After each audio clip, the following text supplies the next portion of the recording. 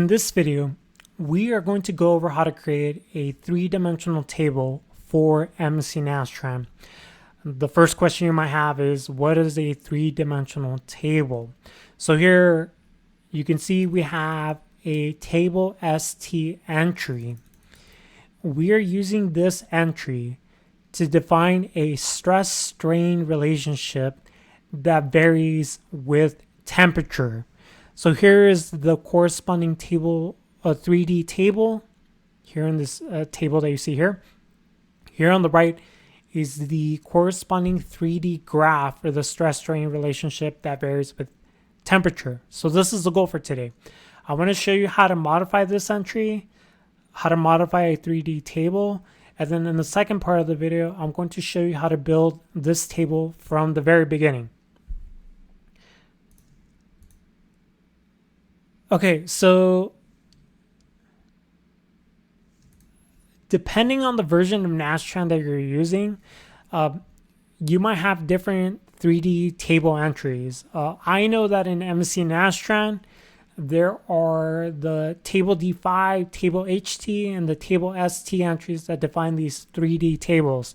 Now, there might be more entries in MSC Nastran that define 3D tables, but as of today, these are the entries that I know that define these 3D tables. Now, if you're using SimCenter Nastran, NX Nastran, Autodesk Nastran, they may or may not have these 3D table entries. But if they do, everything you see in this video will to some extent also apply to your version of entries and the other versions of Nastran. And just in case I haven't mentioned it before, we are using MSC Nastran 2025.2. And just in case you have a comment or question, feel free to reach out to me at this email address and I'll get back to you as soon as possible. Now, everything that we do today is going to be done in a web browser. Today, we're using Mozilla Firefox. This web app is compatible with Google Chrome and Microsoft Edge. If you want access to this free web app so you can practice today's concepts, you can visit theengineeringlab.com, click on the blue button here in the top right hand corner, fill out the form, and we'll go ahead and give you a free version of this web app. Okay, let's go ahead and get started. Once you get a free version of the web app, click on the viewer, and in the viewer is where you can upload your bulk data file. So let me go ahead and do that right now. So the assumption is that you have an existing bulk data file that you can modify. So let's go ahead and upload that bulk data file. Now, you don't have to have an existing bulk data file. If you wanted to, you could just start using the web app as it is without the bulk data file. Here, I'm not going to describe what the model is today. Here in the bottom left-hand corner, click on the Pre button. The Pre button is going to open the Pre panel. Here is where you can create all your different bulk data entries for your Nastran input file. Let's go ahead and now scroll and open the TABLEST entry. So this is the three-dimensional table I discussed at the beginning of the video. The way we're using the 3D table is to define a stress-strain relationship at different temperatures. So you'll notice a few things here. Each row is going to point to an individual TABLEST1 entry. So let's show you that TABLEST1 entry. We'll go back and click on Select Entry. You notice that we have a table here at the top, and we have a second table here at the bottom. Look for TABLEST1. And when you click that row, it jumps to the entry section. Here we have a top table and we have a bottom table. The bottom table now has the individual TABLEST1 entries. So now I don't have to go back and forth navigating between the two entries. I see both the TABLEST and the TABLEST1 entries in one section. So each individual TABLEST1 entry is going to define a stress-strain curve. Here you get the corresponding graphs for each stress-strain curve. And then I go back to the 3D table and then I define 3 rows. One row for 0 degrees Celsius, 50 degrees Celsius, and a separate row for 100 degrees Celsius. Each row is going to point to a different stress strain curve, if you will. Here, each point that you see on the 3D graph, that's going to be each point on the individual table S1 entries. When you do that, when you assemble everything together, you get a 3-dimensional graph representing the stress strain surface at different temperatures.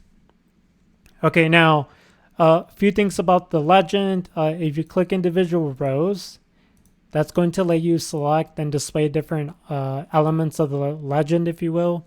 If you double click a row, that's going to give you more behavior. So when you double click a row, this is going to display or hide everything else. So here I double click on this row, I show only that row. If I double click this row, in this case it shows me everything, but if I double click that row again, it shows me only that row. And then if you zoom in, click on the home button and it'll show you the whole graph again. And so I'll leave it up to you to play around with these different tools in the toolbar. Okay, now let's do this. Let's modify one of these points. So it currently has a value of 28,000, but look at what happens when I change that to 58,000. The 3D graph is immediately updated for you. So now that blue point is at 58,000. Everything you do in the interface here, everything that you change, the graphs are immediately updated for you. And the bulk data entries are also immediately updated for you. Notice that on this line, we have the value of 58,000. Look what happens when I change the value back to 28,000. The entry is immediately updated for you. So again, whatever you change in the interface, the graphs are immediately updated, and the bulk data entries here on the right are also updated for you. Now, what's good about this is if you wanted to make just one adjustment, you can copy the entries and you can copy and paste that to your bulk data file, your Nastran input file. Alternatively, you can import these to other preprocessors like Patran or MSC Apex. So if you want to do these small adjustments, you could do it in the web app and then export that to another program. Okay, so I showed you how to make minor adjustments to the individual tables. Let me show you some adjustments to this 3D table. Right now, we have these orange points at T equals 50 degrees Celsius. Let's move it over to 20 degrees Celsius. So here, I'll go to this row, to this column, the temperature column. I'll change it to 20 degrees Celsius. Let me rotate the graph. Now you notice that the orange points are at 20 degrees Celsius. Let me shift it over to 80 degrees Celsius. And now the orange points are at 80 degrees Celsius. So here, now I've shown you how to make small adjustments to the 3D table. And like I said earlier, everything you change in the interface, the graph, and the bulk data entries are updated. So you notice that for field 14, we have a value of 80 degrees Celsius now. Now, so far in the video, I've showed you how to make minor adjustments to these entries. Let's delete everything. And let's start from scratch when we have nothing. Let's do this. Let's create 3 individual tables to define 3 individual stress strain curves. You could program each row one by one, but this is going to be a little tedious, and in a moment I'll show you a different way of doing this. So let's go ahead and do this maybe. So we have the graphs, the individual stress strain curves. let's create a new 3D table.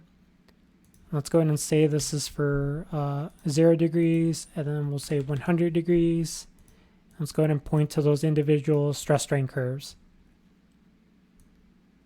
So here are the 4 points that we defined in the individual stress strain curves. So this is the stress strain relationship at different temperatures.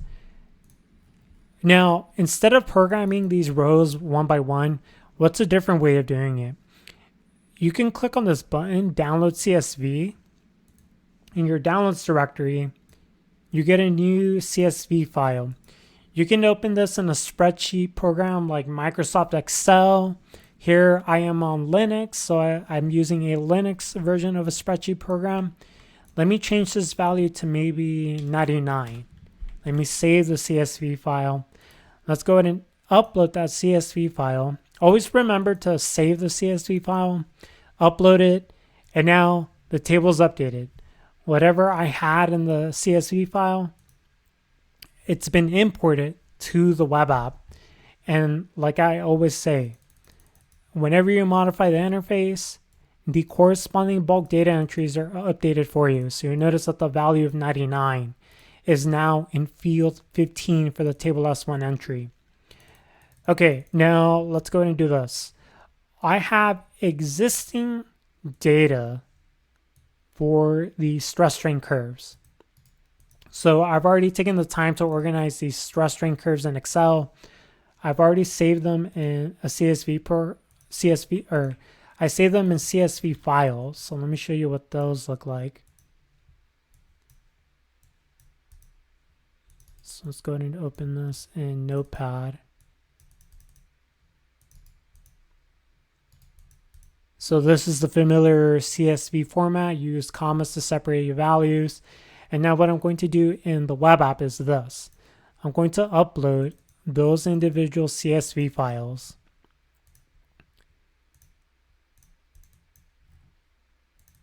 And let's go ahead and do that here. So now, not only are the rows updated with the values from the CSV files, but the graphs are also updated for me, and the corresponding bulk data entries are updated for me. Okay, let's go ahead and modify the three-dimensional table. Let's set this to 50 degrees Celsius and 100 degrees Celsius. Let's go ahead and set this to the third table. Okay, now, one thing that confused me when I was rehearsing this tutorial, the upper bound has been changed here for the first axis. You can modify this as follows. Change the upper bound to 100. And you'll notice that the first axis, in this case, it happens to be the XI axis, the range is between 0 and the upper bound of 100. So again, this confused me earlier in the exercise. If you ever do get confused with that, you can leave the bounds blank and the web app will automatically compute bounds to use. But if you know exactly what the bounds should be for the first axis, you can program the bounds here. So here we use the value of 0.8. You notice that, wait, hold up. I don't want values up to 0.8 for the first axis. Let me remove the bounds, and we'll let the web app automatically compute the bounds to use. So there we have it. We have the stress-strain relationship at different temperatures. Okay, I already forgot if I discussed the aspect ratio, but here I'll quickly go over it. Right now, you'll notice that the graph is kind of cubic, but the scale is a little off, if you will. Here, the horizontal axes on the range between 0 and 100, but the vertical axis is on the range between 0 and 20,000. If you want to change the aspect ratio of the axes, you can do that with these 3 input boxes. Here, let me change the aspect ratio for the vertical axes. So now, the plot is shorter than it was before. Let me change the aspect ratio to 0.5. And now you notice that the aspect ratio is a little taller than it was before. Let me change that back to 1. Let me change the aspect ratio of the temperature axes. So we'll go ahead and change that to maybe 0.1. And you notice that the temperature axis is more narrow than before. Okay, so that was 2 parts in this exercise. In the first part of the video, I wanted to show you how to make minor adjustments to the 3D table. We made minor adjustments to the table S1 entries. Then what I did was I created these tables from scratch, from the very beginning. One last thing I want to do actually, I want to use this 3D table in a material. So let's look for a material entry. Here we'll go ahead and display the title. So this is going to be a thermoelastic plastic material properties. We'll go ahead and click open here. Let's create another material. Click on display descriptions. This is going to give you descriptions of each input. This column TFID, if you hover over the description, this is going to show you the entire description. It's the identification number of a table ST entry for temperature dependent stress strain curves. So we'll go ahead and select the 3D table that we created a moment ago. And like I said again, or rather earlier, whenever you modify the interface, the bulk data entry is immediately updated for you. Okay, so now that I did this for one of the 3D tables, you know how to do it for the other 3D tables. You know how to do it for table HT and table D5. Now for table D5, you'll have to create individual table D1, table D2, so on and so on up to table D5. For table HT, I believe you have to define a table H1 entry. So if you look at the quick reference guide under table HT, if you look at the table of describers, you notice you'll have to use table H1 entries to define the individual tables. So again, you define the individual tables first, and then you put them all together in the 3D table. In this case, in today's exercise, it was the table ST entry. Okay, I'm pretty much at the end of today's exercise. I hope that was a good overview, or at least a good introduction to these 3D tables. Again, some of the other Nastrans might have these entries. If you're using SimCenter Nastran, NX Nastran, Autodesk Nastran, they may or may not have these 3D table entries. If they do, this video is a great introduction to creating those tables. Today, we use MSC Nastran 2025.2. Now, what you can do with this web app is you can learn how to create these entries. Also, let me show you how to do that. You can just copy and paste the entries the web app created for you.